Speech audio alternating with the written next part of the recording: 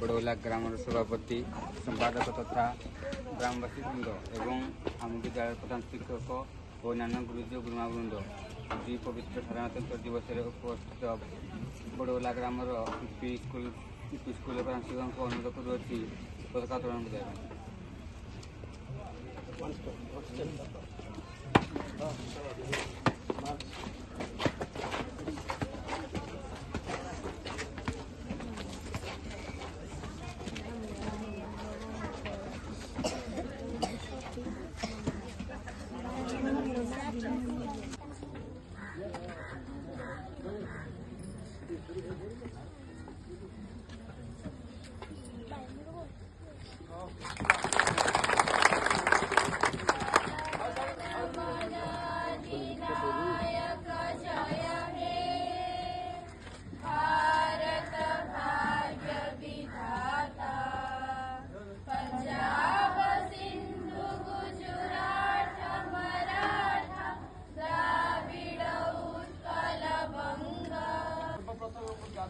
सम्मान जनाऊे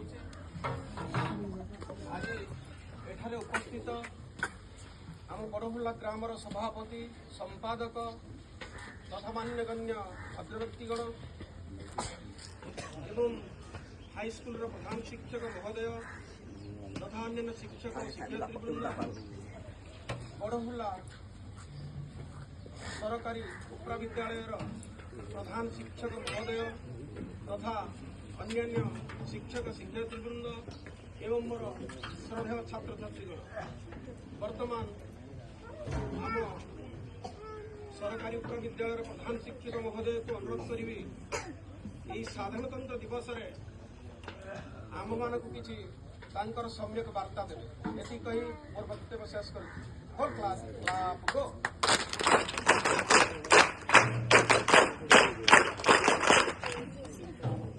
आज पवित्र 77तम साधारणतंत्र दिवस उपलक्षे सेवा ग्राम सभापति संपादक एवं अन्य ग्रामवासी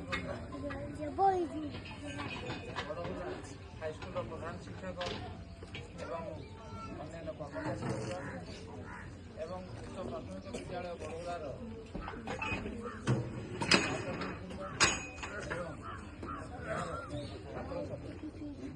आज आम समस्ते गोटे पताका तले ठिया आज आम साधारणतंत्र दिवस आम पालन करुचे तेणु या कर उद्देश्य समस्त निश्चित भाव में जना वर्ष दुईथर आम ये दिवस आम पालन करूँ स्वाधीनता दिवस और आउ गोटे हूँ साधारणतंत्र दिवस एवं यही दुईटी दिवसर महत्व आम बहुत अधिका प्रत्येक भारत नागरिकों ये दिवस निश्चित भाव में स्मरणीय जे आज जो आम दिवस पालन करुचे जिते बड़े आम 1947 मसीहा अगस्ट मास 15 तारिख में देश स्वाधीन है जे आम देश चलवाई जो गोटे नीति नियम दरकार हुए जेकोसी देश चलवाई गोटे नीति नियम दरकार जमी आम गाँ चलवाई गोटे नीति नियम रही तेणु आम समस्ते से श्रृंखलित तेणु से भाव में ये देश एत बड़ देश चलवाई गोटे नीति नियम आवश्यकता है एवं से नीति नियम से नथिला तेणु या आम डॉक्टर बी.आर. आंबेडकर जोड़ा कि ग्रुप को नहीं से संविधान से लिखिले एवं से संविधान अनुसार भारत आमर चली वर्तमान एवं ताकू आम समस्ते मानुजे जोड़ा कि 1950 मसीहा आज दिन में अर्थात जनवरी 26 तारिख में ये कार्यकारी करागला एवं से दिन ठारू आम या साधारणतंत्र दिवस हिसाब से आम भारत समस्त कोण अनुकोण पालन कर तेणु आम समस्त निश्चित भाव में स्वाधीन भारतर जड़े जड़े सुयोग्य संतान तेणु आम आम देश को रक्षा करने दायित्व हूँ आम मानकर आम संविधान को रक्षा करने दायित्व हूँ आम मानकर तेणु आम समस्ते यही पताका तले मथानत करी आम से संविधान को मानिबा दरकार एवं से अनुसार देश को आगू को बढ़ाइबा आम समस्त कर्तव्य। जय हिंद, भारत माता की।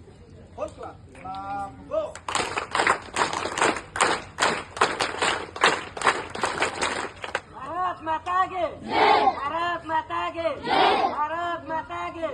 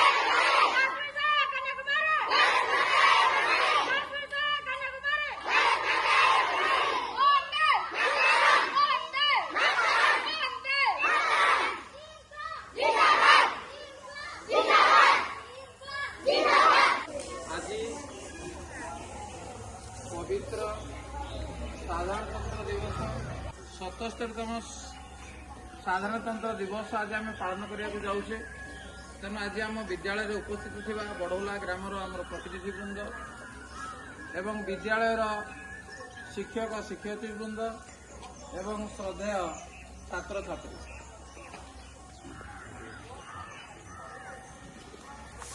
आज एक पवित्र दिन आज ये दिवस को पालन करा जाउछि। जे दिवस पालन करिवार महत्व आम समस्त को जना तथापि छोट छोट पिला माने तेणु ता विषय धारणा नथिबो जे वर्ष को 2 थर एमती पताका उत्तोलन कौन पाई करा जाउछि। जे आमर अगस्ट 15 तारिख प्रति वर्ष आम पताका उत्तोलन ये करिथाउ गाँव में प्रभात फेरी ये करिथाउ एवं पुणी जनवरी 26 आउ गोटे दिन ए दिन आम पताका उत्तोलन करूँ और गाँव में प्रभात फेरी करूँ।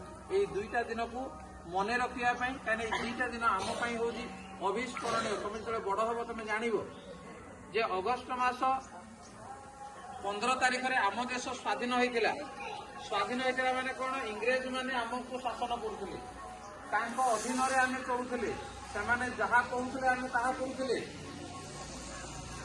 तेणु आमर किसी स्वाधीन नथिला आम इच्छा आम किसी करूँ से जहाँ चाहिए आम करने को बाध्य से आम देश को चलाउले किंतु तमें जो स्लोगान दौज जे महात्मा गांधी लाल बाल सुभाष चंद्र बोस तेणु यही किसी महान व्यक्तित्व माने भारतर लोक मान एकाठी कर कौन कले इंग्रेज मान से कौन कले आम देश बाहर करदे तेनाली जो देश को बाहर करदेवारा ये दिने बा दी दिन नुह दीर्घ 200 वर्ष शासन कला परे आम देश से ही सफलता पाई तेणु एम नेतृत्व से कौन कले ना आम देश छाड़ी पड़े ଏବଂ ଆମ ଦେଶ ସ୍ୱାଧୀନ ହେଲା, ସେମାନେ ଆମକୁ ଚଳାଉଥିଲେ, ବର୍ତ୍ତମାନ ଆମେ ଆମ ନିଜକୁ ଚଳେଇବା।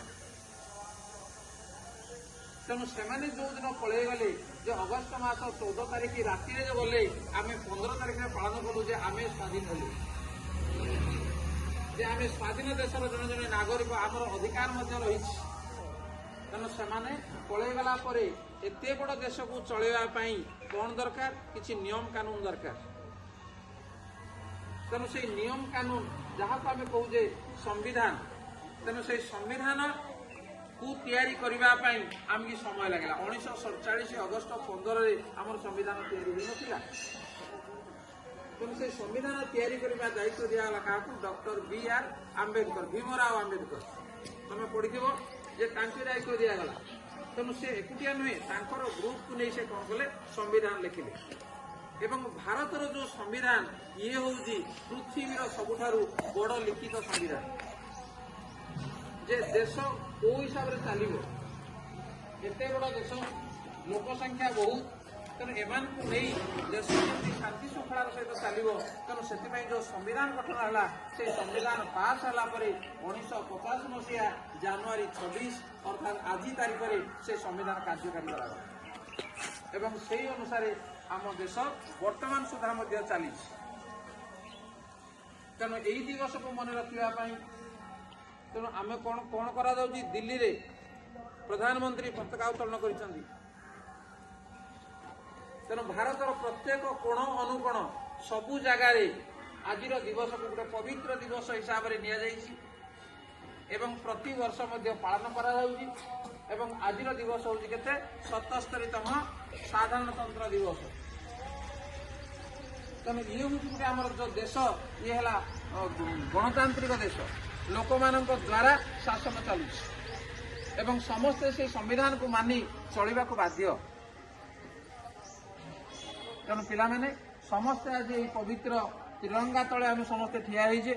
ତେଣୁ ସେଇ ସମ୍ବିଧାନକୁ ଆମେ ସମସ୍ତେ ସମ୍ମାନ ଦେବା। ସେଇ ସମ୍ବିଧାନର ନିୟମକୁ ମାନି ଜଣେ ସୁଯୋଗ୍ୟ ନାଗରିକ ହିସାବରେ ଆମେ ଆମର ନାମ ରଖିବା, ଦେଶର ନାମ ରଖିବା, ଜାତିର ନାମ ରଖିବା, ସମସ୍ତଙ୍କର ଆମେ ନାମ ରଖିବା। ତେଣୁ କେବେ ହେଲେ ଏହି ତ୍ରିରଙ୍ଗା ପତାକାକୁ ଆମେ ଅସମ୍ମାନ ହେବାକୁ ଆମେ ଦେବା ନାହିଁ, ଇଏ ଆମେ ଶପଥ କରିବା ସମସ୍ତେ ଦରକାର। ଠିକ୍ ଅଛି।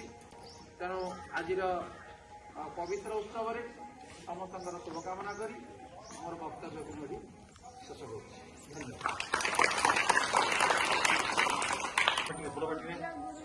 ଗୁରୁବୃନ୍ଦ ଏବଂ ମୋର ସ୍ନେହର ଛୋଟ ବଡ଼ ଭାଇ ଓ ଭଉଣୀମାନେ, ଆଜିର ଏହି ପବିତ୍ର ସାଧାରଣତନ୍ତ୍ର ଦିବସ ଉପଲକ୍ଷେ ମୁଁ ଆପଣମାନଙ୍କୁ ହାର୍ଦ୍ଦିକ ଅଭିନନ୍ଦନ ଓ ଶୁଭେଚ୍ଛା ଜଣାଉଅଛି। ଆଜି ହେଉଛି 26 ଜାନୁଆରୀ 2026 ମସିହା 26 ତାରିଖ ଜାନୁଆରୀ ମାସ। 1947 ମସିହା ଅଗଷ୍ଟ ମାସ 15 ତାରିଖ ଦିନ ଆମ ଦେଶ ସ୍ୱାଧୀନ ହୋଇଥିଲା। କିନ୍ତୁ ଏହି ଆଜି 2026 ମସିହା ଜାନୁଆରୀ ମାସ 26 ତାରିଖରେ ସାଧାରଣତନ୍ତ୍ର ଦିବସ ବା ଗଣତନ୍ତ୍ର ଦିବସରେ ଅତି କିଛି କହିବାକୁ